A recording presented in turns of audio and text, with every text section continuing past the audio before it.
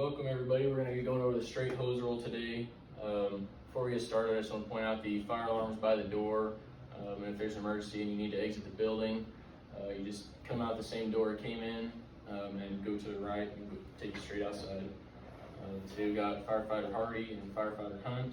I am Firefighter Lowry. I'll be demonstrating the hose roll and everything like that today.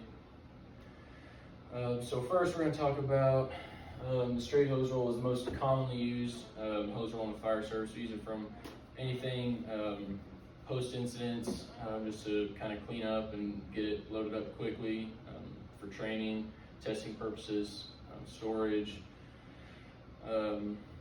It's important that we know how to roll it correctly to prevent kinking and make sure that we know whenever we do roll the hose that we keep the male coupling on the inside of the roll and the female on the outside to protect the male threads. By the end of the lesson, y'all should be familiar with the hose roll, how to perform it, and the correct uses of the hose roll. Are there any questions? Now we're going to talk about how to perform the donut roll. First, you're going to find a nice, flat, clean surface, and you're going to roll your hose out. That's another benefit of the donut roll is it's easy to deploy.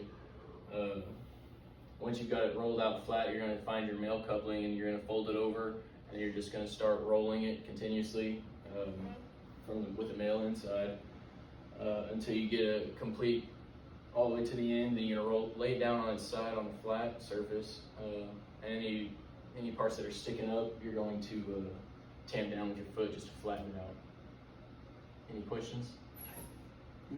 Another thing you can consider when doing the straight hose roll is if there's any damage to the hose or damage to one of the couplings or anything in the threads or anything like that, you could roll it backwards with the female on the inside and the male on the outside, and that just indicates that there's damage to the hose and it shouldn't be used again.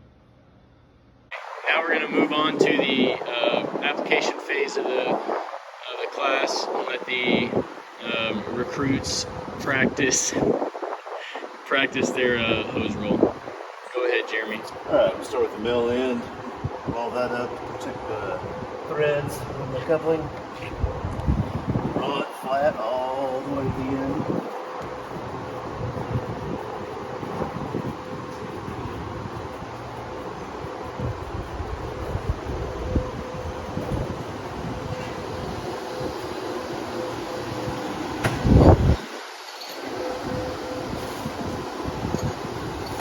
Lay it over. Tamp it down with my feet. Get up. Carry it out of here. Put it back up.